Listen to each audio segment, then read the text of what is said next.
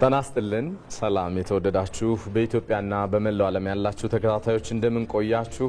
ተወዳጁ የዜና ሾው ዜና ኢትዮጵያ ዕለተ ሰኞ ዛሬ እዚህ አዲስ አበባ ከሚገኘው የኢቢሲ ዋናው ስቱዲዮ አገናኝተውናል።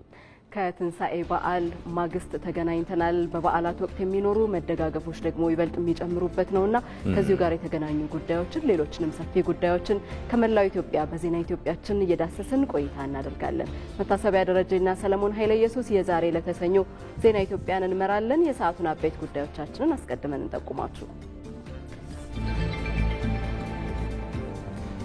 የበዓላት ወቅት መተጋገዝን የሚያጎለብቱና አብሮነትን የሚያጠናክሩ ስለመሆናቸው የተለያዩ አካባቢዎች ነዋሪዎች ለኢትዮጵያ ቴሌቪዥን ተናግረዋል።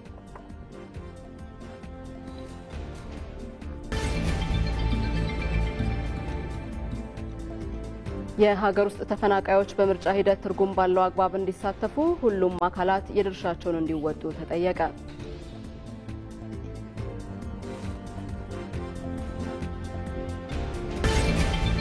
በኦሮሚያ ክልል ጉጂ ዞን እየተከናወነ ባለው የተፋሰስ ስራ ልማት አካባቢያቸውን በማልማት ተጠቃሚ ስለመሆናቸው ነዋሪዎች ተናገሩ።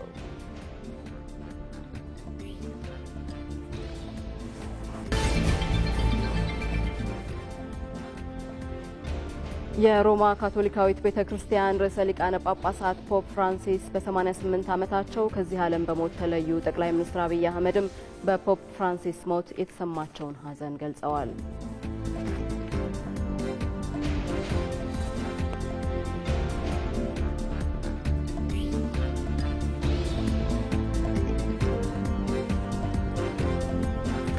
የተወደዳችሁ በቀጥታ ስርጭት ከምትከታተሏቸው ከዚህ ከዋናው ስቱዲዮ ከሚተላለፉላችሁ ዘገባዎች በተጨማሪ ባልደረቦቻችን በተለያዩ ጉዳዮች ላይ ዛሬ እንግዲህ የትንሳኤ ማግስት እንደመሆኑ መጠን አብሮነት መደጋገፍ በመላእት የሚታይባቸው አካባቢዎች አሉ። እዚህ አዲስ አበባን ጨምሮ የተለያዩ ሀገራችን ዋና ዋና ከተሞች ባልደረቦቻችን አሉ። ከነዛ መካከል ባልደረባችን ዛህራ መሐመድ ትገኛለች። በተለይም በሁሉም ማህበራዊ ጉዳዮች አብሮ ማሳለፍና መደጋገፍ በየትኞቹ አካባቢዎች ላይ ጎልቶ ይስተዋላል? ይህንስ ወደ መላው የሀገራችን አካባቢዎች ለማዳረስ ምን እየተሰራ ነው የሚሉና ተያያዥ ጉዳዮችን እያነሳሳን መረጃም እያጋራችን ቆይታ እናደርጋለን። ሁሉንም ዘገባዎች እንድትከታተሉ እንጋብዛችኋለን። የተወደዳችሁ አብራችሁን ቆዩ። ቀዳሚ ወደ ሆነው ዘገባ ልሻገር።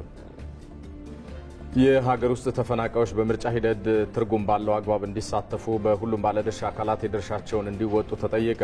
የኢትዮጵያ ብሔራዊ ምርጫ ቦርድ በአካታችነት ማዕቀፍ የሀገር ውስጥ ተፈናቃዮች በሰባተኛው ሀገር አቀፍ ጠቅላላ ምርጫ በመራጭነትና በተመራጭነት የነቃ ተሳትፎ እንዲያደርጉ ምቹ ሁኔታዎችን ለመፍጠር እየሰራሁ እገኛለሁ ብሏል።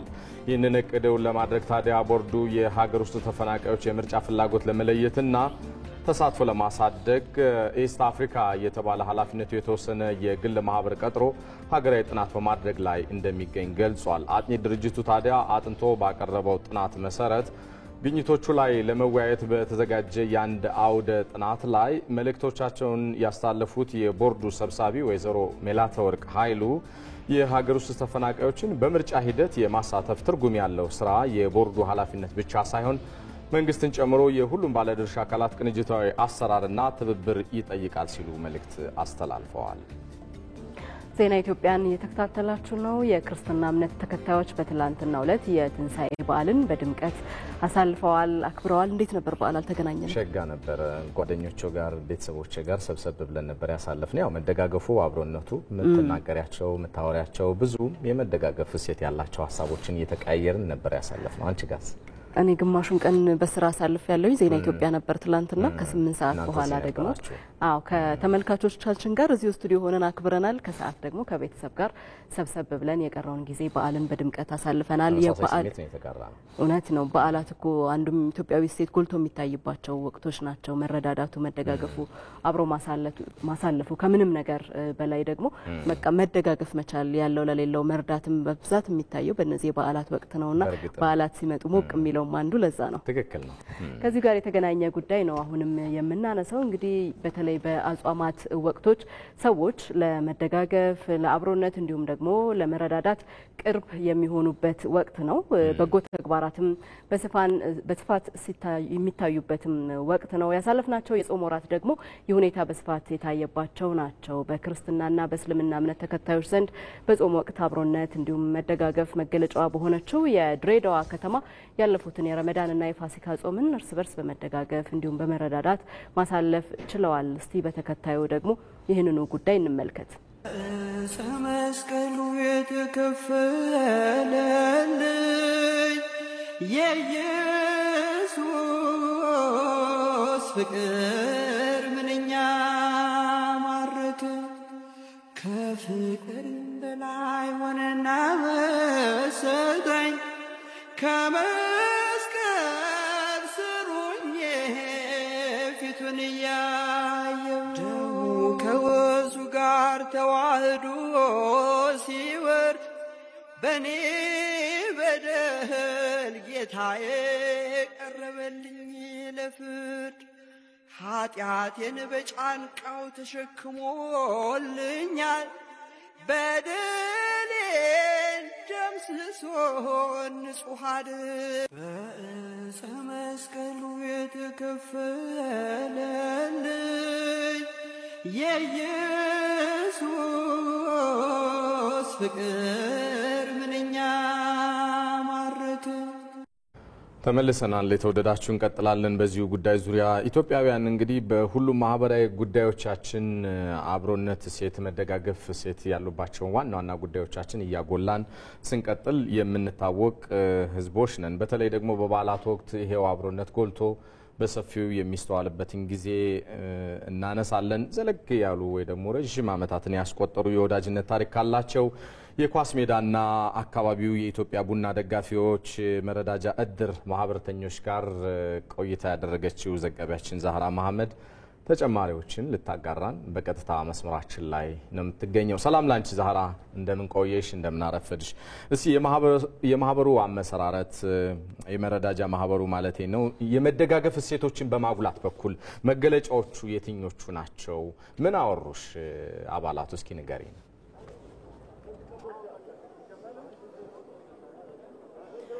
መልካም አመሰግናለሁ። እንግዲህ በድጋሜ መልካም በዓል ለሁላችሁም በያላችሁበት።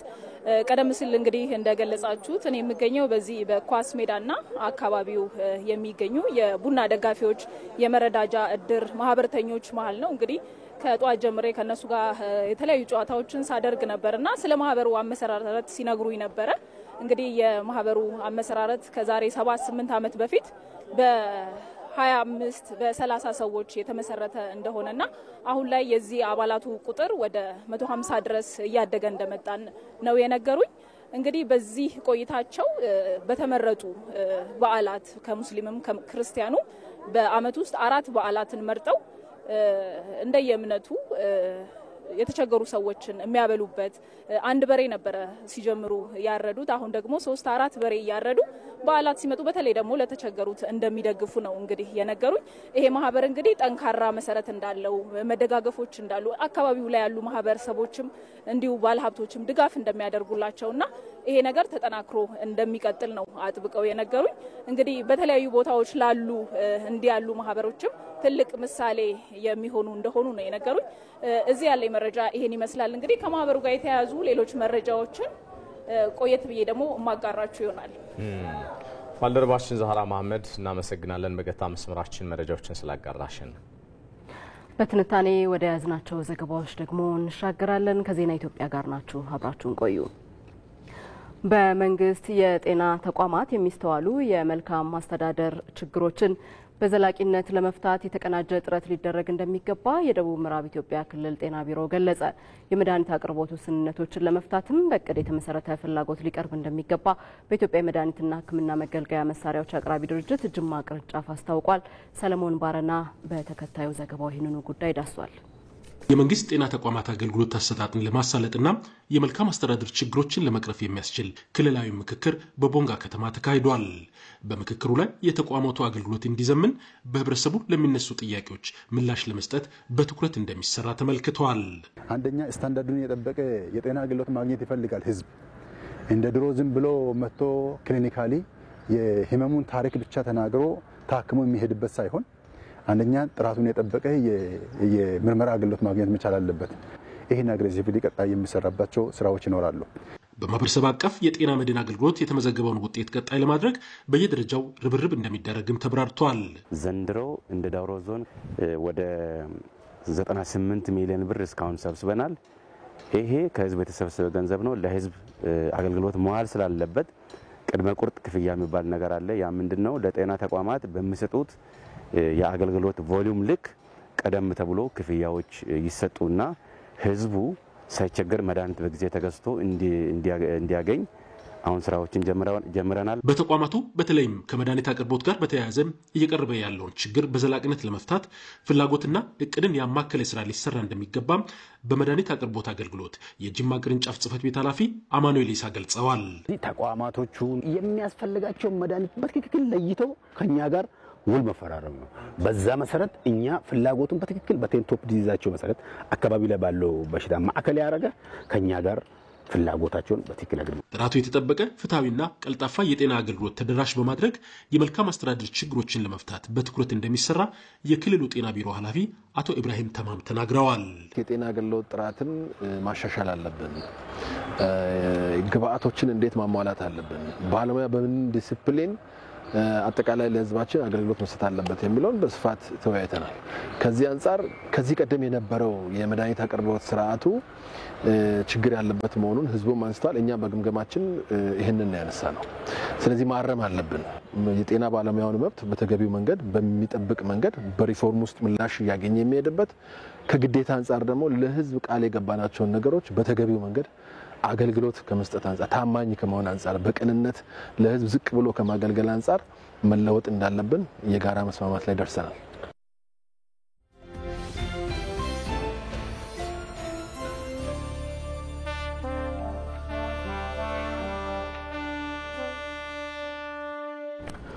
ተመልሰናል። የተወደዳችሁ እዚህ ሸጎሌ አካባቢ ከሚገኘው የኢቢሲ ዋናው ስቱዲዮ በቀጥታ ስርጭት እየተላለፈላችሁ የሚገኘው ተወዳጁ የዜና ሾው ዜና ኢትዮጵያ አሁንም እንደቀጠለ ይገኛል።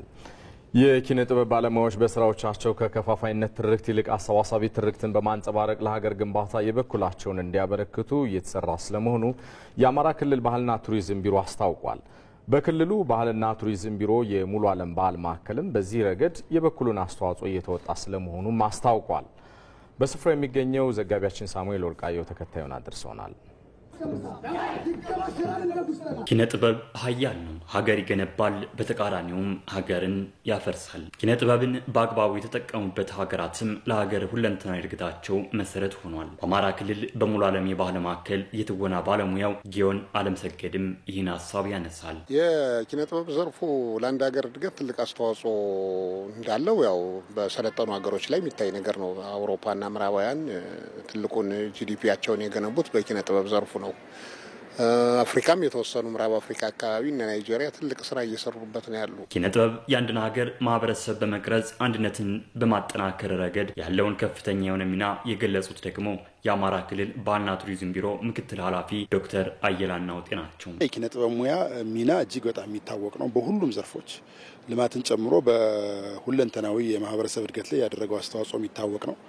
በተለይም ደግሞ ሀገራችን በወረራ ወቅት የኪነ ጥበብ ባለሙያዎች ከአድዋ ጦርነት ጀምሮ አዝማሪዎች፣ ከዛም በኋላ በነበሩ ጦርነቶች የኪነ ጥበብ ባለሙያዎች ህዝቡን በማነቃቃት ጦሩን በማነቃቃት ከፍተኛ ወኔ በመሰነቅና ሀገርን ከወረራ በመታደግ የተጫወተው ሚና በጣም ከፍተኛ ነው። ኢትዮጵያ የጋራ የሆነ ትርክትን ለመገንባት በርካታ ስራዎችን እያከናወነች ባለችበት በዚህ ወቅት የሙሉ ዓለም ባህል ማዕከል በዚህ ረገድ የኪነ ጥበብ ዘርፉ የበኩሉን እንዲወጣ እየሰራ መሆኑን አስታውቋል። ብነግርህ ሁሉንም ባማከለ አንድነት ኢትዮጵያን በሚገልጽ ወደፊት ቀዳሚ እየሆነ በኪነ ጥበብ ዘርፍ ማስተላለፍ አለብን። በታሪክ ድርሳናት ወደ ኋላ አገላብጠን ከትናንትናዎቻችን የተማርናቸው ብዙ ጉዳዮች አሉ። ሚሳቡ የጋራ ያደረግናቸው በዛሬነት ጊዜያት ውስጥ ደግሞ የሚከወኑ በርካታ ገድሎች አሉ፣ በርካታ ተግባራቶች አሉ። እነሱን ደግሞ ለነገ አቅም ሆነው እንዲሄዱ የወል እውነት ሆነው የወል የጋራ አቅም ሆነው እንዲወሰዱ ሙያተኞች በቲያትር፣ በሙዚቃ፣ በሊትሬቸር ወይም በስነ ጽሁፍ መሰል ሙያ መስኮች በማስተማር በማስረጽ የገጽታ ግንባታዎችን በማድረግ ትውልድ እየተቀባበላቸው ትውልድ እየተማረባቸው ለሀገር የሚበጀው እየተሰበከ ሀገር እንድትቀጥል የበኩላቸው ሚና መወጣት የሚችሉበት ስለሆነ ሞራልን ባህል ማዕከላት በዚህ ረገድ የበኩል ሚና እየተወጣ ሌሎች ሙያተኞችን በዚህ ደረጃ እንዲገለጡ አበክሮ እየሰራ ያለበት ሁኔታ ነው ያለው። እንደ ክልል የኪነ ጥበብ ባለሙያዎች ከከፋፋይ ትርክት ይልቅ አሰባሳቢና የወል ትርክትን በመገንባት ሀገራዊ አንድነትን የሚያጠናክሩ የኪነ ጥበብ ስራዎችን ለማህበረሰቡ ተደራሽ በማድረግ ረገድ የተለያዩ አዳዲስ አሰራሮች ተነድፈው እየተሰራ መሆኑም ተገልጿል። ራሱን የቻለ የባህል ዘርፍ የ25 ዓመት ሮድማፕ እየተዘጋጀ ነው። የ10 ዓመት ስትራቴጂክ እቅድ እና ቀጣይ ደግሞ ከ2018 ጀምሮ የሚተገበር የ5 ዓመት ስትራቴጂክ እቅድ ተዘጋጅቷል። ከዛ ውስጥ ትልቁን ሚና የሚወስደው ኪነ ጥበብ ነው። የኪነ ጥበብ ማዕከላትን የኪነ ጥበብ ማህበራትን ማጠናከርና ለሚፈለገው ዓላማ መዋል አለብን ብለን ወስነን እየሰራን ነው። የሰነድ ዝግጅቶች እየተጠናቀቁ ነው። ከዚህ በኋላ የኪነ ጥበብ ተቋማቱን ይሄ ከፋፋይ ከሆነው ነጣጣይ ከሆነው የነጠላ ትርክት እያወጣን ወንድማማችነትን እህትማማችነትን በህዝቦች መካከል መቀራረብን የሚፈጥሩ የወል ትርክቶች እንዲገነቡ በሚያረቅ ቁመና ለመቅረጽ ሰፊ ቅድመ ዝግጅት እያደረግን ነው። የኢትዮጵያ ቴሌቪዥን ነው። ዜና ኢትዮጵያን እየተከታተላችሁ ትገኛላችሁ። የሮማ ካቶሊካዊት ቤተክርስቲያን ርዕሳነ ሊቀ ጳጳሳት ፖፕ ፍራንሲስ በ88 ዓመታቸው ከዚህ ዓለም በሞት ተለዩ። በቫቲካን ካሳ ሳንታ ማርታ በሚገኘው መኖሪያ ቤታቸው ማረፋቸውን የቫቲካን የዜና አገልግሎት አስታውቋል። ከሰዓታት በፊት ብፁዕ ካርዲናል ፋሬል የርዕሳነ ሊቃነ ጳጳሳት ፖፕ ፍራንሲስ ሞትን በተመለከተ ሕይወታቸውን በሙሉ ለቤተ ክርስቲያን አገልግሎት የሰጡ ነበሩ በማለት በሐዘን ተናግረዋል።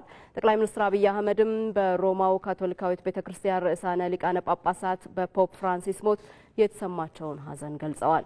የርህራሄ የትህትናና የሰው ልጅ አገልጋይነት ምግባራቸው ለትውልድ የሚሻገር ውርስ ነው ያሉት ጠቅላይ ሚኒስትሩ ዘላለማዊ እረፍትንም ተመኝተዋል። ፖፕ ፍራንሲስ በሮም በቅዱስ ጴጥሮስ አደባባይ በመገኘት በሺዎች ለሚቆጠሩ ምዕመናን የእንኳን አደረሳችሁ መልእክት ካስተላለፉ ከአንድ ቀን በኋላ ማረፋቸው ተነግሯል። በምዕራብ ቦረና ዞን ሞያሌና አካባቢው ተሰማርተው የነበሩ የጸረ ሰላም ኃይሎች አባላትን በቁጥጥር ስር ስለመዋሉ የደቡብ እዝ 205ኛ ኮር አስታወቀም። በማህበረሰቡ ላይ በደል ሲያደርሱ የነበሩት የኦነግ ሸኔና ራሱን አባ ቶርቤ እያለ የሚጠራው የጥፋት ቡድን አመራርና አባላትን በቁጥጥር ስር ስለመዋሉም ገልጿል። በጸረ ሰላም ኃይሎች ላይ የተወሰደ ባለው ዘመቻም አበረታች ውጤት ስለመገኘቱ በደቡብ እዝ የ205ኛ ኮር ዋና አዛዥ ኮሎኔል ግርማ አየለ ገልጸዋል። አሁን በሸኔ ላይ እየወሰድን ያለነው እርምጃ በጣም ጥሩ ነገር ነው። ሸኔ በእኛ ቀጠና ውስጥ ብዙ አሁን የሚያስቸግር ይሄ ነው። ሙሉ ለሙሉ ጨርሰናል ባንልም የተወሰኑ ቦታዎች ላይ የሚንቀሳቀሱ አሉ። እነሱም በኦፕሬሽን ላይ ነው ያለነው። እጅ እያሰጠን ያለነው እያያዝን ነው ያለነው። በተለይ አባ ቶርቤ የሚባል ሸኔ በርካታ ሰዎችን ነው ያዘነው። ነገር ግን ህዝባችንም ነክቶ ቢሰራ ደስ ይለኛል። ይሄን ነገሮች ግን የምታዩት ሸኔዎች ናቸው። እነዚህም በተጨባጭ ያዝነው ስለሆነ ይሄን እየሰራ ይገኛል ኮሩ። ዋና አዛዡ ኮሎኔል ግርማ አየለ ኮሩ በውስጥና በድንበር አካባቢ የሚቃጡ የጸረ ሰላም ኃይሎች እንቅስቃሴን በብቃት ለመመከት ራሱን በትጥቅና በሰው ኃይል በማደራጀት ጠንካራ ወታደራዊ ቁመና ላይ እንደሚገኝም አብራርተዋል። ኮሩ ስልጠና እያሰለጠነ ይገኛል። ይሄ ጸረ ሰላም የሆኑ ሸኔ ላይም እርምጃ እየወሰደ ይገኛል። እነዚህን አጣምሮ ግንባታውንም ይሄ ግዳጁንም እየተወጣ ነው የሚገኘው ኮሩ። በዚህ መሰረት ኮሩ በበርካታ ቀጠናዎችን ሸፍኖ ነው እየሰራ ያለው። አሁን ግን እየሰራ ነው ያለነው። ይሄ ዝግጁነቱም ብቁ ነው። መንግስታችን ለየትኛውም ቀጠና ለሚሰጠን ተልኮ ግዳጅ ወስዶ ተልኮ ለማውጣት ኮሩ ዝግጁ ነው። ወደ ውጪ አጫጭር ዜናዎች እናልፋለን። የትንሳኤ በዓልን በማስመልከት የተደረሰው የተኩስ አቁም መጣሱን ሩሲያና ዩክሬን አስታወቁ። በዓሉን በማስመልከት ለ30 ሰዓታት የሚቆይ የተኩስ አቁም ይደረጋል ተብሎ ነበር የሚጠበቀው። የሩሲያ መከላከያ ሚኒስቴር የዩክሬንን ጦር ከ1000 ለሚበልጥ ጊዜ የዩክሬን ፕሬዝዳንት ደግሞ የሩሲያ ወታደሮችን ከውድ ጀምሮ 3000 ለሚሆን ጊዜ የተኩስ አቁሙን ጥሰዋል በሚል ከሰዋል። ሀገራቱ በተኩስ አቁም ጥሰት ቢወነጃጀሉም የጦር እስረኞች ልውውጥ ግን አድርገዋል። በእስረኞች ልውውጡ የተለቀቁት ከ500 በላይ ሲሆኑ 246 ሩሲያውያንና ሌሎች 246 ዩክሬናውያን ናቸው ወደ ሀገራቸው የተመለሱት። ዘገባው የኤኤፍፒ ነው።